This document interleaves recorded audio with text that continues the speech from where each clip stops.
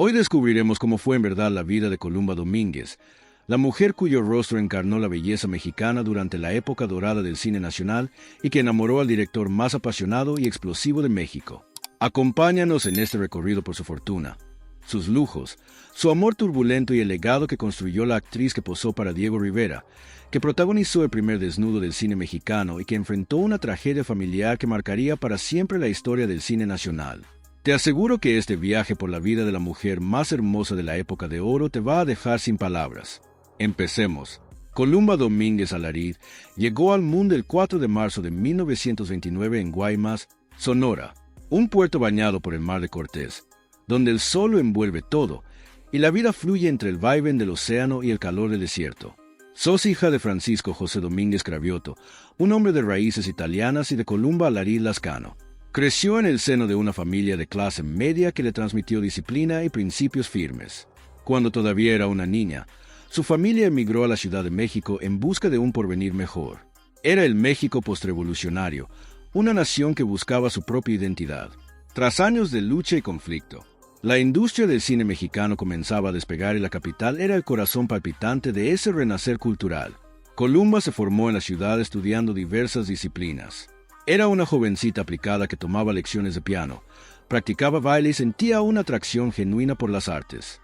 Poseía rasgos que de inmediato atraían las miradas: pómulos pronunciados, ojos grandes y llenos de expresión, a piel morena clara y ese perfil que los artistas calificarían como profundamente mexicano. Una combinación armoniosa de facciones indígenas con cierta sutileza de ascendencia europea. Corría el año 1943 y Columba tenía apenas 14 años. Su existencia estaba por transformarse de un modo que ningún sueño, por ambicioso que fuera, habría podido anticipar. La invitaron a una boda. Era un festejo social como tantos otros, con música, comida y alegría. Columba estaba entre los invitados cuando un hombre la vio desde el otro extremo del salón. Era Emilio Fernández Romo, el Indio Fernández, ya entonces el director más relevante y temperamental del cine mexicano. Emilio tenía 39 años, Columba tenía 14. La diferencia de edades era escandalosa. Si te gusta este contenido, suscríbete para no perderte ninguna historia oculta. Pero Emilio quedó completamente hechizado por la belleza de aquella adolescente y se aproximó a ella con la arrogancia que lo definía y le pronunció palabras que sonarían proféticas. Tú vas a ser mi esposa y vas a ser una estrella de cine. Para Columba, una adolescente sin ninguna experiencia en el mundo del espectáculo. Las palabras de aquel hombre imponente debieron sonar como un sueño o quizás como una advertencia inquietante. Emilio Fernández era célebre por su genio violento, su pasión desbordada y su talento indiscutible. Era un hombre que no concebía el no como respuesta y cumplió cada una de sus palabras. Emilio se convirtió en el tutor cinematográfico de Columba, pero también en su obsesión amorosa. Durante los años siguientes, la cortejó con persistencia, aguardando a que ella alcanzara la madurez suficiente para estar a su lado. En 1945, cuando Columba tenía 16 años, Emilio le ofreció sus primeros papeles en el cine. Eran intervenciones mínimas, casi de extra. En películas como México no hay dos y Pepita Jiménez, Columba aparecía por breves instantes en pantalla, pero era suficiente para que los cineastas empezaran a reparar en su presencia fotogénica. Ese mismo año participó con un papel muy reducido en La Perla, la adaptación de la novela de John Steinbeck dirigida por Emilio Fernández con la fotografía del genial Gabriel Figueroa. Pedro Armendáriz era la estrella. Columba apenas asomaba, pero estaba ahí aprendiendo el oficio, observando de cerca cómo se hacía cine de primer nivel. En 1947 tuvo otro papel secundario en Río Escondido, otra obra maestra de Emilio Fernández protagonizada por María Félix. Columba desempeñaba un rol muy menor, pero cada aparición en pantalla afianzaba su presencia. Los productores empezaban a preguntarse quién era esa joven de belleza tan singular. El verdadero punto de quiebre llegó en 1948. Emilio Fernández preparaba Maclovia, una película que protagonizaría María Félix. Necesitaba a Urim, alguien para el papel antagónico, el de la rival de Maclovia, y eligió a Columba. Maclovia se estrenó en 1948 y fue un éxito monumental. Pedro Armendáriz protagonizaba junto a María Félix, pero Columba, con apenas 19 años, acaparó la atención de la crítica. Su actuación fue celebrada. No se dejó eclipsar por la abrumadora presencia de María Félix. Sostuvo su dignidad actoral, su peso en pantalla, Ganó el premio Ariel a la mejor coactuación femenina. Emilio Fernández había visto con claridad. Columba tenía talento genuino. No era únicamente un rostro hermoso, era una actriz con capacidad dramática real. Y entonces llegó Pueblerina en 1949, la película que lo cambiaría todo. Emilio le entregó a Columba, ya con 20 años, el papel protagónico. Ella daba vida a Paloma, una joven indígena pura y vulnerable junto a Roberto Cañedo. La película era una obra maestra del cine indigenista mexicano. Pueblerina alcanzó un éxito internacional. Fue presentada en el Festival Internacional de Cine de Karlovy Vary en Checoslovaquia, donde conquistó al público europeo. La belleza de Columba, su actuación conmovedora, la fotografía deslumbrante de Gabriel Figueroa, la dirección apasionada de Emilio Fernández, todo confluía en una película de una perfección extraordinaria. Columba ascendió velozmente al estrellato. Se volvió conocida en el mundo entero. Era la nueva musa del cine mexicano, la encarnación perfecta de la belleza nacional. Pintores como Diego Rivera, Jesús Guerrero Galván y Miguel Covarrubias solicitaron retratarla. Su rostro se convirtió en símbolo de lo mexicano. Ese mismo año, 1949, Columba protagonizó La Malquerida junto a las leyendas Dolores del Río y Pedro Armendáriz, entrando en sustitución de Rita Macedo, quien había abandonado el proyecto. Columba interpretaba a Casia, la hija que se disputa el amor de un hombre con su propia madre, encarnada por Dolores del Río. Un papel cargado de tensión emocional y sexual. Columba lo resolvió con una madurez asombrosa para sus 20 años. Durante esos años de ascenso meteórico, Columba también consolidaba su vínculo con Emilio Fernández. La diferencia de edad seguía siendo escandalosa. Él tenía 45, ella 20, pero en el México de aquella época era tolerado, si no aceptado abiertamente. Emilio ejercía un poder absoluto en la industria. Nadie se atrevía a cuestionarlo de frente. Según lo que la propia Columba revelaría décadas después, ella y Emilio se casaron en secreto en 1949. No hubo registro civil formal que se hiciera público, pero para ambos estaban unidos ante Dios y ante su propio compromiso mutuo. Vivieron juntos en la legendaria casona de Emilio en Coyoacán, un lugar mítico repleto de artesanías mexicanas, muebles coloniales y retratos de Columba en cada rincón. Pero antes de continuar, ¿de cuánto estamos hablando realmente cuando mencionamos su fortuna? ¿Cómo vivía la mujer más bella del cine mexicano? Prepárate porque los detalles te van a sorprender. La fortuna de Columba Domínguez o Columba Domínguez fue una de las actrices mejor remuneradas del cine mexicano durante finales de los años 40 y a lo largo de toda la década de los 50. Su éxito en películas taquilleras y su condición de musa del director más influyente de México le permitieron acumular una fortuna considerable para su época. Según la revista Cinema Reporter de 1945, que documentaba los sueldos de las estrellas mexicanas, María Félix encabezaba la lista con 250,000 pesos por película. Cantinflas percibía 200,000 pesos. Arturo de Córdoba 100,000 pesos. Jorge Negrete 75,000 pesos. Pedro Armendáriz 50,000 pesos. Columba, como actriz en ascenso entre 1948 y 1949, comenzó ganando 20,000 pesos por película. Era una suma muy respetable para una intérprete relativamente nueva. Para ponerlo en perspectiva, un mes esos 20,000 pesos de finales de los 40 equivaldrían aproximadamente a entre 300,000 y 400,000 pesos actuales por cada película. Pero su cotización escaló rápidamente tras el éxito de Pueblerina. A comienzos de los años 50, cuando ya era una estrella consolidada, Columba cobraba entre 35,000 y 45,000 pesos por película. No alcanzaba los niveles estratosféricos de María Félix, pero se ubicaba en el rango alto de las actrices mexicanas. Esos 40,000 pesos promedio de principios de los 50 equivaldrían aproximadamente a entre 500,000 y 700,000 pesos actuales por cada película. Y Columba rodaba varias al año. En sus años más productivos, entre 1948 y 1955, filmó entre 3 y 5 películas anuales. Haciendo los cálculos, en un año donde rodaba 4 películas, un Columba generaba ingresos cercanos a los 160,000 pesos de la época, equivalente a entre 2,5 y 3,5 millones de pesos actuales anuales. Era una cifra impresionante que le permitía vivir con gran holgura. Aquí viene algo fundamental. Columba también trabajó en el extranjero, lo que multiplicó considerablemente sus ingresos. En 1950 fue contratada por Italia para protagonizar Heredera, donde interpretó al personaje principal. Por esa película italiana cobró 8,000 pesos, equivalente a aproximadamente 100,000 pesos actuales. Era significativamente más de lo que ganaba en México. Ese mismo año filmó Un día de vida que pasó casi inadvertida en México, pero se convirtió en un fenómeno monumental en Yugoslavia cuando se estrenó en 1952. Según el literato yugoslavo Aleksandar Vuko, jamás una película había provocado tantas lágrimas en el público de esa región. De acuerdo con un artículo de 1997 del periódico serbio Politika Express, era la película más vista en la región en los últimos 50 años. El fervor yugoslavo por Kolumba fue tal que siguió recibiendo cartas de admiradores durante décadas. En 1997, Kolumba viajó a Belgrado, donde fue recibida como una auténtica estrella internacional con motivo de la exhibición de la película en la Cineteca Nacional. Por Un día de vida cobró 6,000 pesos, una suma considerable para la época. Durante los años 50, Kolumba también trabajó en España rodando películas como Pan, Amor y Andalucía en 1958. Por las producciones españolas ganaba entre 5,000 y $000 por proyecto. Estos ingresos internacionales se sumaban a sus ganancias mexicanas, multiplicando de manera significativa su fortuna. Además de sus honorarios como actriz, Kolumba participaba en campañas publicitarias. La más famosa fue para el jabón Colgate en los años 50.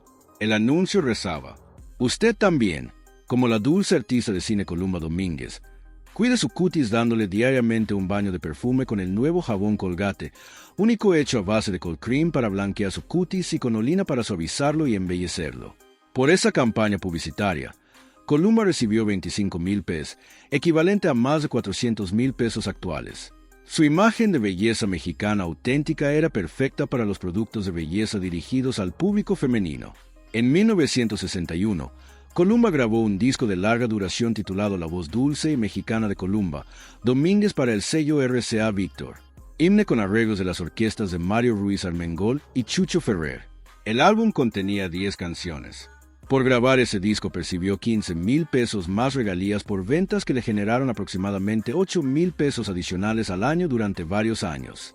Sumando todos sus ingresos, películas mexicanas, producciones extranjeras, publicidad y discos, Kolumba percibía anualmente entre 180,000 y 250,000 pesos durante su mejor época en los años 50. En valor actual, eso equivaldría a entre 3 y 4,5 millones de pesos anuales. Era una fortuna que le permitió acumular un patrimonio significativo. A lo largo de su carrera activa de aproximadamente 30 años, de 1945 a 1979 con algunas interrupciones, Kolumba acumuló una fortuna estimada en 2,5 millones de pesos de la época, equivalente a unos 50 millones de pesos actuales. No alcanzó los niveles de María Félix o Dolores del Río, pero vivió con la comodidad propia de una estrella de primera magnitud. Kolumba era prudente con su dinero. Venía de una familia de clase media que le había enseñado el valor del trabajo y la austeridad. No era ostentosa ni derrochadora como otras estrellas. Invertía en propiedades, mantenía ahorros en cuentas bancarias y pensaba en su futuro. Las propiedades de Kolumba Domínguez. La colección de inmuebles de Kolumba Domínguez reflejaba su posición como una de las actrices más relevantes del cine mexicano, aunque también la realidad de que durante buena parte de su vida compartió su existencia con Emilio Fernández, quien era el verdadero dueño de las residencias principales. La casona de Emilio en Coyoacán, si bien técnicamente no era propiedad de Kolumba, sí fue su hogar durante los años que vivió con él, aproximadamente de 1948 a 1953. Era una propiedad legendaria que Emilio había construido con las ganancias de sus películas más exitosas. La casa estaba ubicada en el barrio de Coyoacán, al sur de la Ciudad de México, en una calle tranquila, rodeada de árboles. Era una construcción de estilo colonial mexicano con reminiscencias de fortaleza. Emilio, con su personalidad desbordante, había levantado una residencia que encarnaba su visión romántica de México. La propiedad tenía aproximadamente 800 metros cuadrados de construcción en un terreno de 100 metros cuadrados. La casa contaba con 7 recámaras, 5 baños completos, sala principal con techo de vigas de madera y chimenea de cantera, comedor formal con capacidad para 20 personas, biblioteca repleta de guiones y libros de cine, estudio donde Emilio escribía y preparaba sus proyectos, amplia cocina de estilo ranchero y cuartos de servicio. El jardín era espectacular. Árboles frutales, flores mexicanas, una zona con gallinas y otros animales que Emilio criaba porque le gustaba sentirse conectado con la tierra, y una fuente colonial de cantera en el centro del patio principal. Por toda la casa había artesanías mexicanas, muebles coloniales de madera maciza, sillas equipales, zarapes colgados en las paredes, esculturas prehispánicas, cerámica de Talavera y retratos de Columba en todos los rincones. Emilio estaba obsesionado con ella y quería verla en cada habitación. Columba habitó esa casa durante los años más intensos y felices de su relación con Emilio. Allí recibían a las grandes figuras del cine: Pedro Armendáriz, María Félix, Dolores del Río, Gabriel Figueroa. Todos visitaban la casona. Emilio organizaba cenas donde se bebía tequila y se cantaban canciones mexicanas hasta que amanecía. Pero también fue en esa casa donde Columba sufrió. Las infidelidades constantes de Emilio la destrozaban emocionalmente. Era un mujeriego compulsivo, incapaz de ser fiel ni a la mujer que amaba. Columba escuchaba los rumores, veía las miradas. Sufrió en silencio. Departamento en la Condesa. Cuando Columba se separó de Emilio en 1953, embarazada de su hija Jacaranda, necesitaba un espacio propio. Adquirió un departamento en la colonia Condesa, una zona de clase media alta en la Ciudad de México que en los años 50 era muy popular entre artistas e intelectuales. El departamento estaba ubicado en la Avenida México, una de las principales arterias de la Condesa, con hermosos edificios art déco. Era un penthouse en el tercer piso con 180 metros cuadrados. El departamento contaba con 3 recámaras, 2 baños completos, sala amplia con balcón que daba a la avenida, comedor, cocina equipada y un pequeño estudio donde Columba guardaba guiones y recuerdos de su carrera. La decoración era más sobria que la casa de Emilio. Muebles modernos de líneas limpias, cortinas ligeras, colores claros. Era el refugio de Columba, el lugar donde podía ser ella misma, sin la presencia abrumadora de Emilio. Este departamento le costó 85,000 pesos en 1953, pagados con las ganancias de sus películas más exitosas. En valor actual valdría entre 18 y 25 millones de pesos.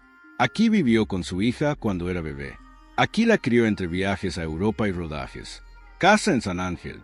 En 1957, cuando su carrera estaba en su punto más alto, después de haber trabajado con Luis Buñuel en El Río y La Muerte y de protagonizar Ladrón de Cadáveres, Columba adquirió una casa en San Ángel, otra colonia elegante del sur de la ciudad. La casa era de estilo colonial mexicano con 320 metros cuadrados de construcción en un terreno de 600 metros cuadrados. Contaba con 4 recámaras, 3 baños, sala con chimenea, comedor, cocina, estudio y un hermoso jardín con bugambilias y jacarandas, árbol que le evocaba a su hija. Esta casa representaba su independencia económica y emocional. La había comprado con su propio dinero y era completamente suya. Le costó 125,000 pesos en 1957. En valor actual valdría entre 30 y 45 millones de pesos. Aquí vivía Columba, cuando no estaba rodando en el extranjero. Naaki recibía a Jacar cuando la niña venía a visitar a su padre. Era su santuario, el sitio donde podía tocar el piano, pintar, leer y dedicarse a las artes que amaba. Más allá de la actuación. Problemas financieros en los años 80. En 1982, Columba enfrentó serias dificultades económicas que la obligaron a suspender la película Yacaranda, que estaba produciendo y dirigiendo en honor a su hija fallecida en 1978. Los costos de producción superaron su presupuesto y no encontró financiamiento adicional. Tuvo que vender la casa de San Ángel para cubrir las deudas. Conservó el departamento de la Condesa, donde vivió hasta el final de sus días. La pérdida de Yacaranda la había destruido emocional y económicamente. Gastó fortunas en investigaciones privadas, intentando demostrar que la muerte de su hija no había sido un suicidio, sino un asesinato. Colección de vehículos. Durante los años 50, las estrellas del cine mexicano conducían los automóviles más exclusivos disponibles. Columba Domínguez, como figura de primer nivel, tenía acceso a vehículos que reflejaban su estatus. El Cadillac que Emilio le regaló. En 1950, cuando Columba cumplió 21 años, Emilio Fernández le obsequió un Cadillac Serie 62 de 1950 en color azul claro con interiores de piel blanca. Era un automóvil espléndido, el epítome del lujo estadounidense. El Cadillac tenía motor V8, transmisión automática Matic, las famosas aletas traseras que caracterizaban los Cadillac de esa época, cromados brillantes por todos lados y un interior de una opulencia deslumbrante. Un Cadillac nuevo en 1950 costaba alrededor de $000, equivalente a más de 60,000 pesos actuales. Emilio se lo regaló con una dedicatoria grabada en una placa en el tablero. Para mi Paloma, la más bella, Emilio. Un gesto grandilocuente, típico de él, romántico y excesivo a partes iguales. Columba usaba ese Cadillac para ir a los estudios cinematográficos, para asistir a estrenos, para pasear por el Paseo de la Reforma. Ver llegar ese Cadillac azul claro con Columba al volante era todo un espectáculo. La gente se agolpaba para verla pasar. Las mujeres admiraban su elegancia. Los niños corrían pidiendo autógrafos. Pero ese Cadillac también representaba la jaula dorada en la que vivía con Emilio. Era un regalo hermoso, pero también un recordatorio permanente de su dependencia económica y emocional de él. El buque que compró con su propio dinero. Cuando Columba se separó de Emilio en 1953, dejó el Cadillac atrás. Era un auto que él le había regalado y ella quería demostrar que no necesitaba sus dádivas. Compró su propio automóvil con el dinero que había ganado en Italia y Yugoslavia. Eligió un Buick Super de 1953 en color negro con interiores de tela gris. El Buick era menos ostentoso que el Cadillac, pero igualmente cómodo y confiable. Tenía motor de 8 cilindros, transmisión automática Dynaflow, dirección hidráulica y asientos espaciosos. Le costó 2.800 pesos nuevos que pagó en efectivo. Era su declaración de independencia. Ese auto lo había comprado ella con su dinero, ganado con su trabajo. Nadie podía quitárselo. El Ford Fairlane para los años 60. En 1960 o a cuando su carrera seguía sólida con películas como Los Hermanos del Hierro y Animas Trujano, Columba adquirió un Ford Fairlane 1960 en color blanco con techo bicolor negro. Era un auto elegante y práctico. El Fairlane tenía motor V8, transmisión automática, radio AM, calefacción y todos los detalles cromados propios de los autos estadounidenses de principios de los 60. Le costó 2.200 pesos. Lo utilizó durante casi toda la década. A lo largo de su vida activa, Columba manejó varios autos más. Un Chevrolet Impala, un Plymouth Belvedere y otros vehículos de gama media alta. No era coleccionista de automóviles como algunas estrellas masculinas. Para ella, los autos eran un medio de transporte necesario, no símbolos de estatus, los negocios y la visión empresarial. A diferencia de muchas actrices que simplemente cobraban su sueldo y gastaban sin planificar el futuro, Columba Domínguez tenía cierta visión empresarial, aunque no tan desarrollada como habría sido ideal. Inversiones en bienes raíces. Como vimos, Columba invertía en propiedades. El departamento de la Condesa y la Casa de San Ángel eran inversiones inteligentes que le otorgaban un patrimonio sólido. Sabía que la carrera de una actriz podía terminarse en cualquier momento y que era imprescindible contar con activos que conservaran su valor. También invertía en cuentas de ahorro en el Banco Nacional de México. Guardaba aproximadamente 25% de sus ingresos anuales. No era una gran inversora en la bolsa de valores ni en negocios complejos, pero sí era responsable con su dinero. Los cortometrajes que dirigió en la década de 1970, Columba dirigió 5 cortometrajes donde exploró su faceta creativa detrás de las cámaras. Estos proyectos no le generaron ingresos significativos, pero evidenciaban su interés por controlar su propia narrativa artística. El proyecto Yacaranda, que intentó producir en 1982, fue su esfuerzo más ambicioso. Iba a ser guionista y productora de una película en homenaje a su hija fallecida. Invirtió aproximadamente 180,000 pesos de su propio dinero en la preproducción. Pero los problemas económicos la forzaron a abandonar el proyecto. Fue una pérdida devastadora, tanto económica como emocional. Representación profesional. Columba contaba con representantes que negociaban sus contratos en México y en el extranjero. Eran profesionales que velaban porque recibiera pagos justos y porque sus derechos fueran protegidos. En sus mejores años tenía un abogado especializado en contratos cinematográficos que revisaba cada documento antes de que ella estampara su firma. No era de las que firmaban cualquier papel sin leerlo. Había aprendido de otros actores que perdieron fortunas por confiar ciegamente. Los lujos y el estilo de vida. Columba Domínguez vivía con una elegancia natural. No era ostentosa como María Félix, ni escandalosa como otras estrellas. Era una elegancia discreta, refinada, acorde con una mujer que encarnaba la belleza mexicana en su estado más puro. El vestuario de una diosa mexicana. Durante la época de oro del cine, Columba era reconocida por su estilo impecable. Para las películas de época que rodaba con Emilio Fernández, usaba trajes regionales auténticos, huipiles bordados, rebozos de seda, faldas de tehuana que exhibían la riqueza textil de México. Para eventos formales y estrenos, Columba lucía vestidos de alta costura. Tenía un diseñador personal que creaba prendas exclusivamente para ella. Un vestido de gala hecho a medida costaba entre 800 y 1,500 pesos en los años 50, equivalente a entre 12,000 y 22,000 pesos actuales. Columba tenía más de 30 vestidos de gala en su guardarropa. Vestidos negros elegantes para estrenos importantes, vestidos de colores vibrantes para fiestas, vestidos de cóctel reuniones sociales. Cada uno estaba perfectamente confeccionado, cada detalle cuidadosamente considerado.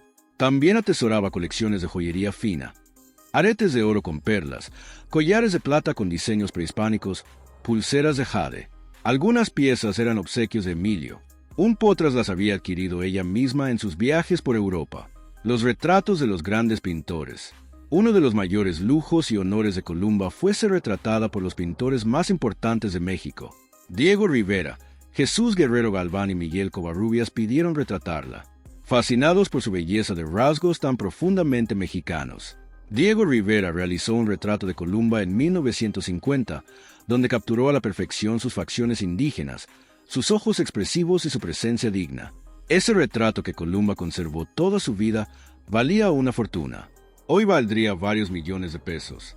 Jesús Guerrero Galván la pintó en 1952 con un estilo más romántico, resaltando su belleza etérea. Miguel Covarrubias realizó ilustraciones suyas que aparecieron en revistas internacionales. Ser retratada por estos maestros no solo era un honor artístico, también era una inversión. Esos retratos aumentaban constantemente de valor y formaban parte de su patrimonio. Las relaciones con otras estrellas. Columba mantenía vínculos complejos con otras actrices de la época. Con María Félix existía cierto respeto profesional, pero no una amistad cercana. María era demasiado dominante, demasiado competitiva. Columba era más reservada, más discreta. Con Dolores del Río sí había una relación más cálida. Dolores, elegante y sofisticada, apreciaba el talento genuino de Columba. Trabajaron juntas en La Malquerida y desarrollaron un respeto mutuo. Con Pedro Armendáriz tenía una excelente relación profesional. Pedro la trataba con caballerosidad y la respetaba como actriz. Cuando trabajaban juntos, la química en pantalla era palpable, aunque siempre profesional. Columba también era amiga de actrices menos conocidas, mujeres que no eran sus competidoras directas, con quienes podía mantener conversaciones genuinas sin atención de la rivalidad, como Rita Macedo, Marga López y otras actrices de carácter, los pasatiempos de una artista completa. Más allá de la actuación, Columba era una artista multifacética. Tocaba el piano con habilidad real. Había estudiado desde niña y continuó practicando durante toda su vida. En su casa tenía un piano vertical, donde interpretaba composiciones clásicas para relajarse. También pintaba.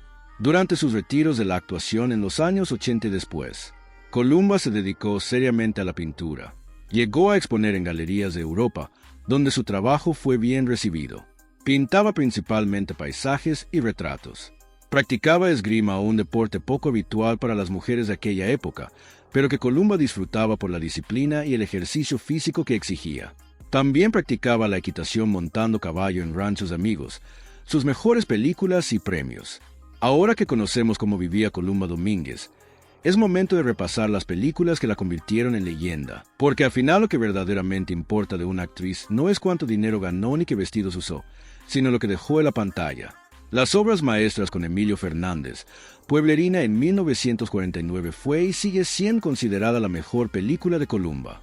Ella interpretaba a Paloma, una joven indígena pura que vive en un pueblo del México rural. Roberto Cañedo interpretaba en Aurelio, el hombre que la ama. La fotografía de Gabriel Figueroa capturaba con igual maestría la belleza del paisaje mexicano y la belleza del rostro de Columba. La película es una tragedia sobre el amor imposible, sobre la pureza destruida por la maldad humana. Columba interpretó a Paloma con una inocencia devastadora. Su actuación era natural, sin afectación, completamente creíble. Cuando Paloma sufre, el público sufre con ella. Cuando es humillada, el público siente esa humillación. Pueblerina obtuvo premios internacionales y consolidó a Columba como una de las grandes actrices del cine mundial. Todavía hoy, 75 años después, la película se estudia en escuelas de cine como ejemplo perfecto del cine indigenista mexicano. La Malquerida en 1949, con Dolores del Río y Pedro Armendáriz, fue otra obra maestra. Columba interpretaba a Acacia, una hija que sin saberlo se convierte en rival romántica de su propia madre. El tema era tremendamente escandaloso. Tensión sexual entre padrastro e hijastra, celos entre madre e hija. Columba manejó el papel con una sutileza extraordinaria. Acacia no es ni completamente inocente ni completamente culpable. Es una mujer joven que navega entre deseos y lealtades familiares complejas. La química entre Columba y Pedro Armendáriz era palpable, incómoda y perfecta para la historia. Un día de vida en 1950 pasó casi inadvertida en México, pero se convirtió en un fenómeno en Yugoslavia. La película abordaba temas de sacrificio maternal, pobreza y lucha por sobrevivir. Columba interpretaba a una madre desesperada con tal intensidad emocional que el público yugoslavo lloró de forma masiva. El éxito fue tan grande que décadas después, en 1997, Columba viajó a Belgrado, donde fue recibida como una leyenda viviente. Miles de yugoslavos, ya serbios para entonces, seguían recordando aquella película que los había hecho llorar en su juventud. Trabajos con otros grandes directores. Cuando Columba puso fin a su relación profesional con Emilio Fernández en 1952, se consolidó como primera figura, trabajando con otros realizadores importantes. Luis Buñuel la dirigió en El Río y la Muerte en 1955. Buñuel, el surrealista español, descubrió en Columba cualidades actorales que Emilio nunca había sabido explotar del todo. Le ofreció un papel más complejo, psicológicamente más matizado. Columba respondió con una actuación excelente que amplió su rango artístico. Fernando Méndez la dirigió en Ladrón de Cadáveres en 1957. Considerada la mejor película mexicana de horror, Columba demostró que podía abordar el cine de terror con la misma maestría que el melodrama. Ismael Rodríguez la llevó a protagonizar Los Hermanos de Hierro en 1961 y Ánimas Trujano en 1962. En esta última compartió pantalla con el legendario actor japonés Toshiro Mifune. Era una producción ambiciosa que conjugaba talentos mexicanos y japoneses. El Tejedor de Milagros en 1962 representó a Latinoamérica en el 9º Festival Internacional de Cine de Berlín. Columba interpretaba a una mujer de fe inquebrantable y su actuación fue celebrada por la crítica europea. Columba ganó el premio Ariel a la mejor coactuación femenina por Maclovia en 1949. Fue nominada en varias ocasiones más, pero no obtuvo otros Arieles competitivos durante su carrera activa. En 1984, la Asociación Nacional de Actores le entregó la medalla Virginia Fábregas por más de 25 años de labor artística ininterrumpida. El reconocimiento más importante llegó en mayo de 2013, cuando Columba fue galardonada con el Ariel de Oro por su trayectoria. El premio fue entregado por el primer actor Ignacio López Tarso en una ceremonia emotiva. Columba, a sus 84 años, subió al escenario con plena dignidad. Fue una reivindicación, un reconocimiento tardío, pero completamente merecido de su contribución al cine mexicano. Pero más allá de los premios formales, Columba recibió el reconocimiento eterno de ser considerada una de las mujeres más bellas que ha dado el cine mexicano. Su rostro se convirtió en símbolo de la mexicanidad, de la auténtica belleza nacional, la relación tormentosa con el Indio Fernández. La historia de Columba no puede contarse sin hablar con profundidad de Emilio Fernández. Era el amor de su vida y también su mayor tormento. La relación entre ambos fue intensa, apasionada, destructiva y al final eterna. Cuando se separaron en 1953, Columba estaba embarazada de Jacaranda. Las infidelidades constantes de Emilio la habían devastado emocionalmente. No podía seguir viviendo con un hombre que la amaba, pero era incapaz de serle fiel. Emilio quedó completamente deshecho cuando Columba se marchó. Su hija Adela, fruto de su relación anterior con Gladys Hernández, lo contó así. Columba fue la mujer más significativa de su vida, pues fue su relación más duradera, 7 años. Puedo decir que la única esposa sin haberse casado fue ella. Las demás no cumplieron los requisitos. Como Columba no hay otra. Ella le aguantó muchas cosas, más sufría cuando sabía de más mujeres. Lo cierto es que cuando ella se fue de la casa, mi papá quedó hecho una garra. Alcoholizado cantaba Tú, solo tú con José Alfredo Jiménez. Tuvo un gran duelo que creo duró más años de lo que ellos vivieron felices. Durante la separación, Columba viajó a Europa, donde inició un romance con el actor español Francisco Rabal. Fue una relación apasionada, pero breve. Columba nunca pudo amar a otro hombre como amó a Emilio, aunque le hubiera causado tanto dolor. Emilio y Columba retomaron su relación en varias ocasiones durante los años siguientes. Era un ciclo de rupturas y reconciliaciones. Se alejaban cuando las infidelidades de Emilio se volvían intolerables. Se reencontraban cuando la pasión los abrumaba nuevamente. Su hija Jacaranda creció dividida entre ambos padres, Ma viviendo a veces en México con su madre, a veces en la casona de Coyoacán con su padre y a veces viajando a Europa cuando Columba rodaba en el extranjero. A pesar de llevar años separados, cuando Emilio Fernández enfermó en 1986, Columba estuvo a su lado hasta el último momento. En junio de ese año, Emilio sufrió una caída en un balneario en Acapulco que le ocasionó fracturas en la mano y la cadera. Fue hospitalizado en la Ciudad de México. Su salud se deterioró con rapidez. Tenía 82 años y su cuerpo ya no respondía. Columba lo visitaba todos los días en el hospital, lo cuidaba, le hablaba, le recordaba los tiempos felices. Emilio, el hombre que había sido una fuerza de la naturaleza, se encontraba ahora débil y vulnerable. El 6 de agosto de 1986, Emilio planeaba trasladarse a Cuautla, Morelos, a descansar con Columba. Se vistió con su traje de charro listo para el paseo, pero su cuerpo ya no tenía fuerzas. Columba estaba con él cuando abrió los ojos por última vez. La miró con una mirada triste, quizás de despedida. Su respiración era agitada. Tomó 2 bocanadas de aire y su corazón dejó de latir. Columba le dio un masaje. Quería reanimarlo, pero fue en vano. Había muerto. Se desplomó en la cama y comenzó a llorar la pérdida del hombre, que llenó sus días de alegría y también de penas. No solo fueron los meses en el hospital, confesó después. Fue una vida de experiencias maravillosas, de momentos difíciles, como cuando estuvo en los reclusorios, cuando perdimos a mi hija. Son muchas cosas que ahora se me vienen a la memoria. Columba preparó el cuerpo de Emilio con sus propias manos. Le colocó su último traje de charro, lo cepilló con cuidado, le acomodó su característico paliacate en el cuello y de su mano izquierda retiró con lágrimas su inseparable Rolex. A las 13:55 horas llegó la carroza fúnebre. Columba acompañó el cuerpo de Emilio a su última morada. Después del funeral se desató una controversia sobre la herencia, particularmente sobre la famosa casa de Coyoacán. Emilio murió intestado de manera automática. Su hija Adela fue nombrada heredera universal. Columba alegaba derechos sobre la propiedad, argumentando que Adela era adoptada, no descendiente biológica, y que Emilio jamás la adoptó legalmente. La tragedia que marcó su vida para siempre.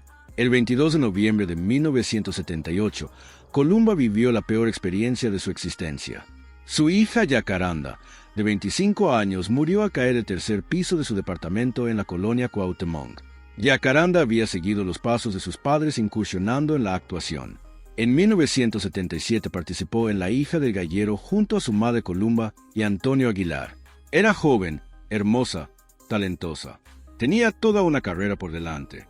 Esa noche de noviembre, Jacaranda organizó una fiesta en su departamento. Vivía ahí con su amiga Lidia Suárez Morales desde hacía 4 meses. La fiesta transcurría con normalidad entre música, bebidas y conversación. Pero Jacaranda y Lidia tuvieron una discusión. Los testigos afirmaron que fue intensa con gritos y recriminaciones. Jacaranda, que había estado bebiendo, rompió un espejo en la sala y luego se acercó al balcón, aparentemente intentando alejarse de Lidia. Lo que ocurrió después, nadie lo sabe con certeza. Los invitados escucharon un grito, salieron corriendo y encontraron el cuerpo de Jacaranda en la calle, ensangrentado, sin vida. Había caído 3 pisos. La muerte fue instantánea al impactar contra el asfalto. La policía clasificó el caso como suicidio. Según la investigación, Jacaranda había expresado deseos de morir en varias ocasiones. Lidia Suárez confirmó esta versión, pero Columba jamás aceptó que su hija se hubiera quitado la vida. Imposible que mi hija negara la vida, afirmó categóricamente. Columba creía que Jacaranda había sido asesinada.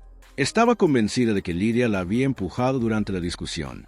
Otros testigos ofrecieron una tercera versión, que Jacaranda ebria se asomó al balcón para evitar a Lidia, pero trastabilló y cayó accidentalmente. Su estado de embriaguez le habría hecho perder el equilibrio. Un accidente trágico, no ni suicidio ni asesinato. Adela Fernández, media hermana de Jacaranda, también negó rotunda la versión del suicidio. Ambas mujeres, Columba y Adela, coincidían en que Jacaranda no era una persona suicida.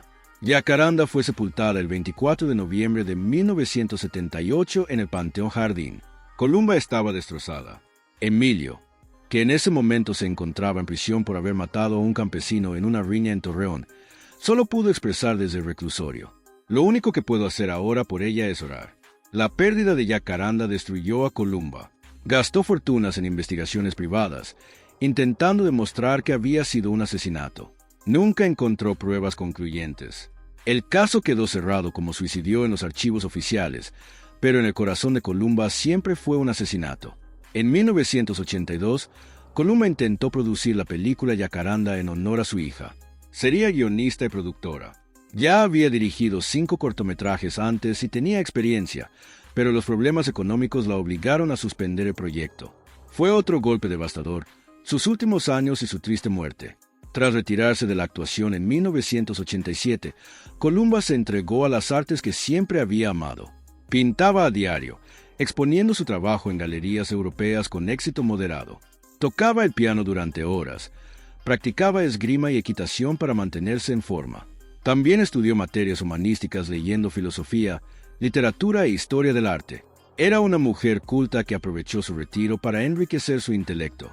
En 2008, después de más de 20 años de retiro, el director mexicano Roberto Fiesco la devolvió al cine con el cortometraje Paloma de Proyecto Espiral.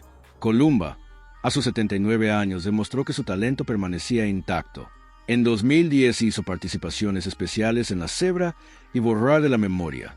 En 2012 participó en El Último Trago, dirigida por Jack Saga, un homenaje al compositor José Alfredo Jiménez.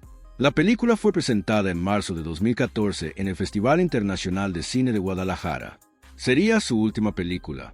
En 2013, Columba grabó su último trabajo, el cortometraje Ramona de Giovanna Zacarías, lanzado en 2014. Ese mismo año recibió el Ariel de Oro por su trayectoria. Fueron reconocimientos tardíos, pero profundamente significativos. En agosto de 2014, Columba fue internada en el Hospital Ángeles Santa Elena por neumonía. Su salud se deterioró con rapidez.